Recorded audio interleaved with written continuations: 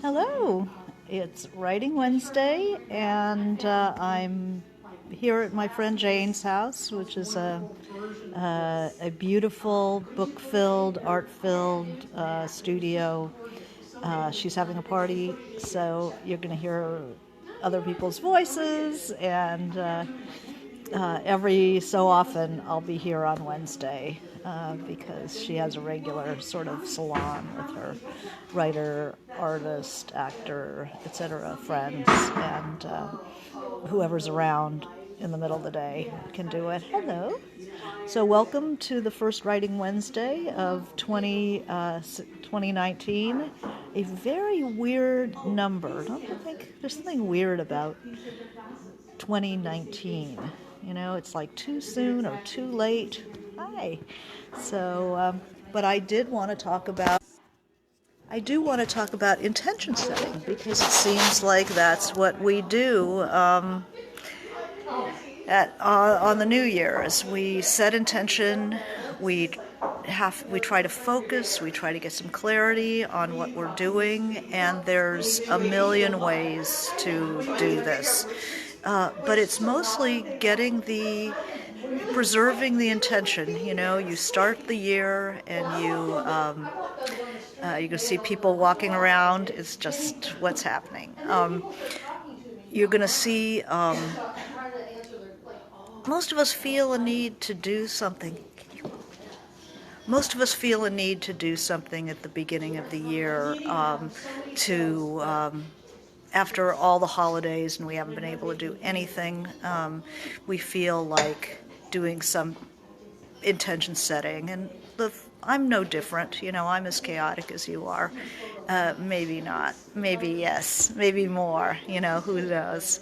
Who can compare another man's chaos to one's own?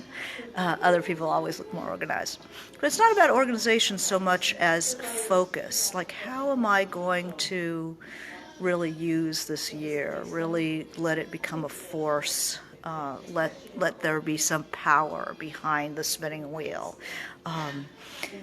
And often I do it by setting a theme for the year, and I did that for this year. This 2019 it's going to sound weird, but I'm calling it my year of failure. This is the year that I'm going to try to do more. So there will be more failures. So by calling it my year of failures,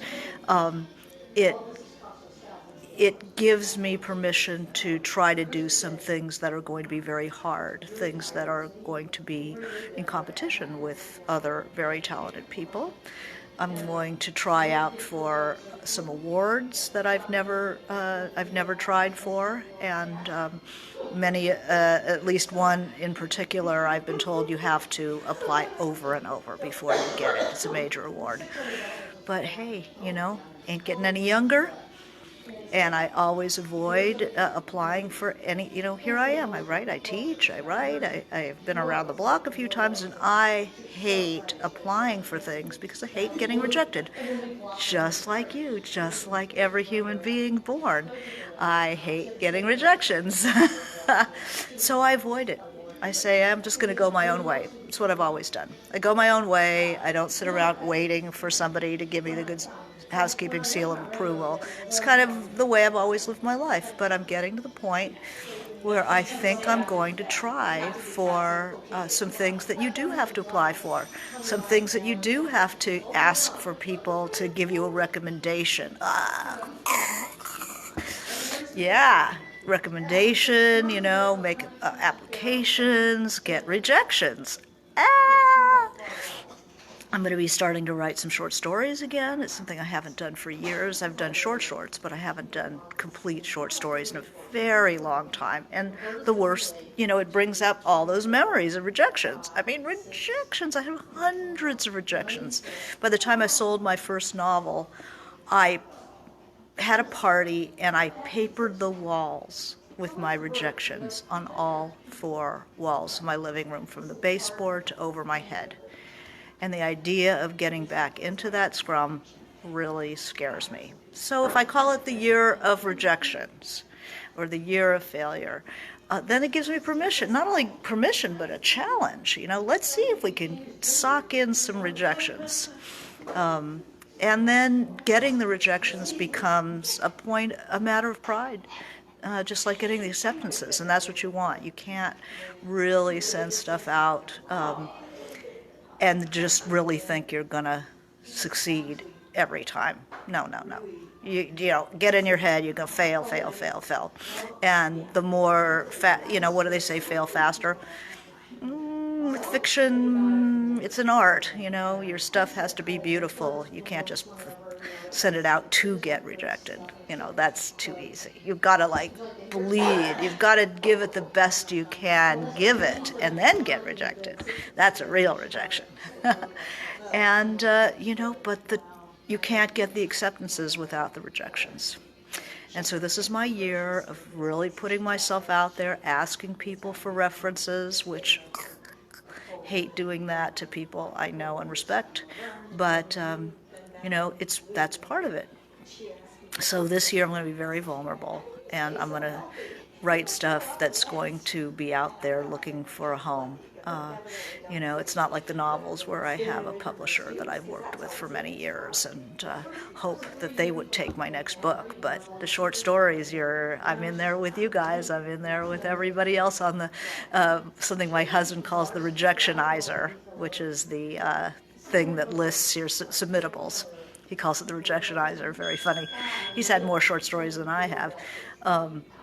Accepted. I'm a novelist, I'm kind of a marathoner, so for me to come back and do sprints is, it's going to be rigorous, but I took a poetry workshop last year, and I talked to a student who's a very successful short story writer. And we talked about short stories, and she was saying it takes a lot of the turns that lyric poetry takes. Short fiction takes, it has endings that also open out. So I'm talking to short story writers about their ideas about the short story. But the important thing for this video is that I'm ready to get the rejections so that I can get the acceptances. And so first of all, having a theme for the year is very good. Second is, how do you remember what you should be doing every day? Every day comes at you like a fire hose. All the stuff that comes up, and there's water in the, seeping into the garage, and you got to do major household stuff, and you have a family member who's going off the rails. As opposed to the country, of course, which is always going off the rails, and I don't expect 2019 to be any different. So there's going to be a lot of just junk coming at you. Sorry, I mean my family members are a bunch of junk, but a lot of stuff to deal with, right? You still have to, decide what your theme is and what is your project for the year, or projects. What are the things that only you can do? If you don't take care of it, nobody's going to take care of it. So focus. How do you focus with this fire hose of crap coming at you? And this is where, they have all those self-help books. I love self-help books, just like everybody else. I find it very, very relaxing to read about how to become organized, etc. I'm not that I am, but it just is relaxing, But a couple of things kind of stuck in this latest round of looking around for especially time management stuff. Here's somebody who's going through fear of rejection, is going through the query process for the first novel. So somebody who is querying, developing a thick skin. Yeah, you've got to develop a thick skin. Not only that, but you have got to see those rejections as stripes, as medals of honor, because it means that you got your stuff out there. It's an honorable thing to get those scars. But then again, there's how do you get yourself through that narrow funnel of action between your ideas about what you'd like to do this year, what you'd like to accomplish in life, especially, this year. What do I want to accomplish this year? How do you get yourself through the funnel to actually do it? Manifestation is, that's usually the big hurdle. We have big ideas, but manifest. How do you do that? The first thing I did was over New Year's, I talked to a woman, an artist, who had a kind of a walk, a vision, guided visualization. She'd found some website, some podcast of imagining your life in 5 years. 5 years, I mean, when you're like not 30 anymore, 5 years is like a big chunk. And when you're younger, it's like almost unimaginable 5 years. But you could do 1, 3, or 5 years. And I thought 5 years was really interesting. So I found something on the internet, some visualization, meet yourself in 5 years. And that was really encouraging. Saw the house that she lived in, not necessarily my house, but her house. And imagined how I would be living in 5 years, where I wanted to be going, what do I want to have accomplished in 5 years? That's a big eye-opener. I do have things I want to have accomplished. And then I think, this year, what do I want to do this year to lead me? Because this year is a huge step in accomplishing that. So what do I want to do this year to accomplish that?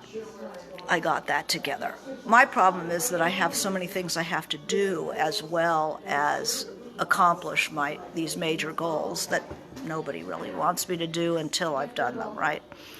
I found something called the bullet journal that people have been telling me about. I saw the little online thing. I don't need to buy a book for self-help because you get the idea, usually the title gives you the idea, the bullet journal. So you take a basic journal like this, you write down the things that you need to do for this year. It's called the future log. So, it helps you really look at your year, what I have coming up in March. I got tons of stuff in March. So dates and stuff so you don't forget that you need to be in Prescott, Arizona, at this date, and double book and all that crazy stuff. So and then you break it down what I have to do in January. Every day gets a bullet point, gets one line. So this is so I don't forget what I've scheduled or overscheduled. And then there's a daily log. What did I do today? And if I didn't do it, it skips over to the next day. So this is really helpful. And I've put down some of the contests, awards things that I'm going to be applying for.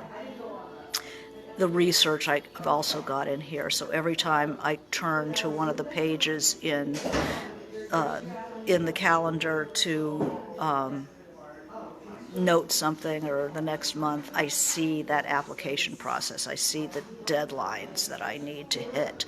I have lists of, the people who've done it or have had that award or whatever, the people I'm thinking about asking for help. And so I look at that all the time, so I don't forget what this year is about and what these awards that I'm going to be applying for, what they need, who they need, what the application process and the series of deadlines are. So I do that, and that's been working really well. I haven't been double booking. It's helped me keep aware of what 3 months, 4 months from now is going to look like. Don't forget, you're going to have to write a speech for that. You're going to travel and write speech and get tickets and, hotel. You got to get ready for that. And I know that every time I look at this, I realize that March is just going to be hell. And if I don't get the things I need to get done before March, or a good start on them, I'm going to have trouble. It'll run into trouble. So it makes me aware of that. And then I found something that I saw on the internet. I love the internet. Called the 12-week year. it's a business model. I mean, business people think more about this kind of stuff than anybody. So it's a business book called The 12-Week Year. And instead of thinking about your year and all the things that I need, to get done this year, you break it down into 12 weeks. Like, it is your year. It is a 12-week year. And you got to make your progress in that 12 weeks. You don't have all year to do it. And the minute, I didn't read the whole book, the 12-week year, right? Once you read the title, you pretty much got the idea. I read a few pages, like, yeah, I get it. The 12-week year. So what I did was, I'm going to switch this around. Okay. I'm going to switch this around. All right, so I use these big, giant pads of paper when I'm writing a novel. I'll use them to do maps with. I'll use them for everything. I cannot, this is stuff about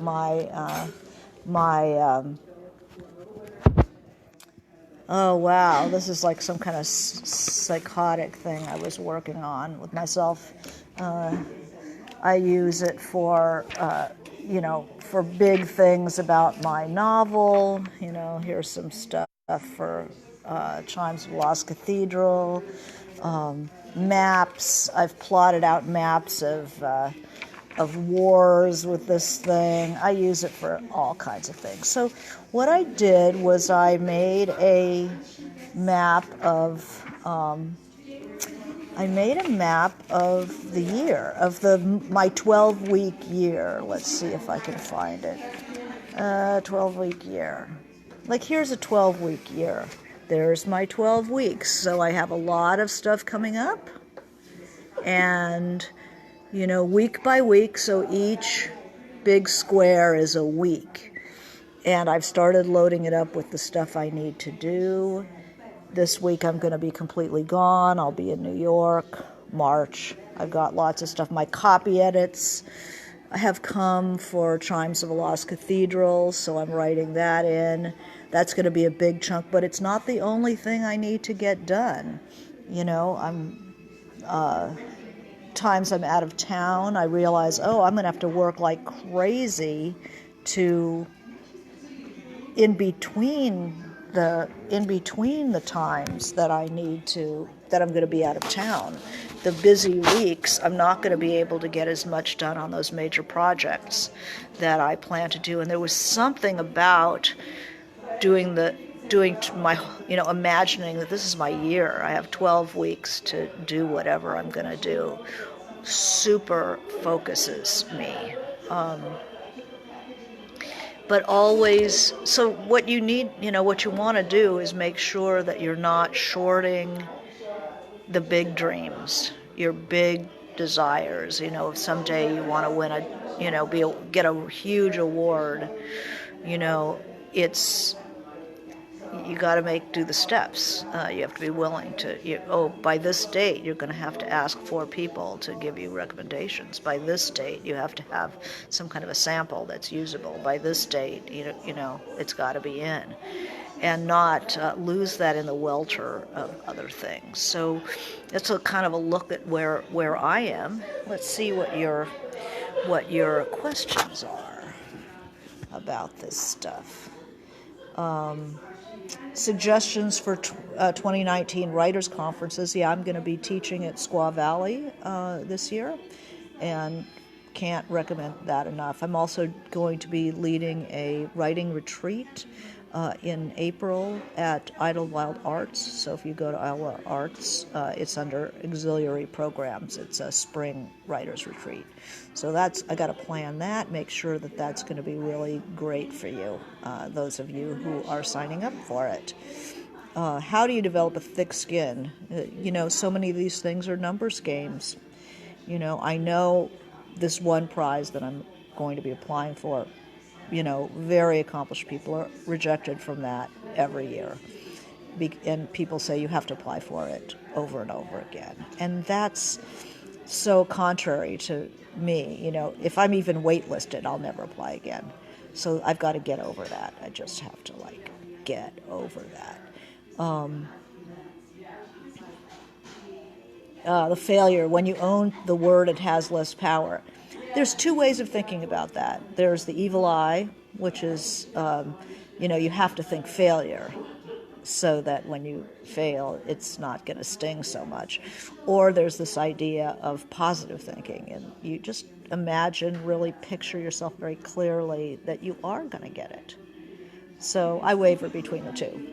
I can be very optimistic. I can also be a super pessimist, and I tend to the pessimistic, but always hopeful. I'm a hopeful pessimist. Because if you're a true pessimist, you don't apply. And I've done that too, and I'm sick of it. I'm ready to actually try for these things.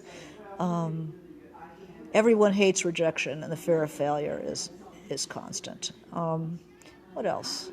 So focus. It's viewing. Yeah, it's asking the 12. It does the 12-week year viewing each month as 1 week. Yeah, it reviews each week is like a day. It's one square, and you make sure that you do everything you need to do, not just fixing the house and dealing with your coworkers and your family members' meltdown. You've got to get this, and this done. I've got copy edits coming. I've got short stories to write, and what was the other one? I have. I'm going to be doing judging a contest, so I'm going to have a ton of books coming in to read. I've got to be doing that too, and it's not one or the other. I have to do them all. So it's about revving up and really focusing on what I'm doing, and I find that it stabilizes all that other craziness that comes at you, because you keep having to return to your central purpose. So you don't get completely sucked in anymore to all this other stuff that people want you to need, that people need you to do, not just want you to do. And I feel more focused starting this year than I have in a long time, because I have some big goals this year. And I'm really looking at my year, and I'm taking the first quarter of the year as if it was the year, and I've got to make significant progress in all of my categories. So it's just remembering that what you're getting clarity on what it is that you want to accomplish in 5 years, and then realize if you don't do it this year, there's no progress. You've got to start now. And what is it that I have to do this year to make serious progress towards the person I want to be in 5 years? And then even breaking it down to the 12-week year has been really exciting. So what's the difference between that and making resolutions? Do any of you make resolutions, New Year's resolutions? It's really good, but it tends to peter out after a month or two, and then you're just back doing things the way you're doing. Whereas if you take the first 3 months to be a whole year, and your resolution then can be embodied in actual steps, it's super, super helpful. So anyway, this is about setting your intentions. The one thing that I warn my students against, and my friends and anybody else who will listen to me, which sometimes is like nobody, but you guys are here, so I guess you're listening to me now, is watch out for backing away from what you need to do. If you're doing a planner, you got the bullet journal, you got the 12-week journal, try not to back away from the project I know people love to do vision boards and journaling and blah, blah, blah, but what that tends to do is back away from the actual manifestation of what you need to do. If you like to do, rituals and ring bells and burn incense, and who doesn't, do all that, realize that's not the way forward. That's the way to create more kind of a stir before you start. It's a way not to start. So I'd rather see you just jump in, start moving, and then if you want to make a vision board some night, have some vodka and make your vision board. Why not? But don't do it instead of starting. Because, if you're doing the 12-week year, it's, you got to start manifesting like right away. So anyway, Happy New Year. Hope that you have energy to start into your projects and not back off too much, not do too much thinking about it without doing it. Do it and then think about it while you're doing it. It's a much more progressive thing to do. I come from a long line of procrastinators. I know, I've watched my mother over the years, my daughter's watched me over the years, and it's a curse where you can think and mull and make vision boards and light incense and blah, and you can spend your energy, your whole year like that. Don't do it. Start in, and then if you need to throw the ching or whatever some night, go ahead. So anyway, Happy New Year, and I wish you manifestation, and here's to it. Let's see how it goes. All right, thank you. Bye.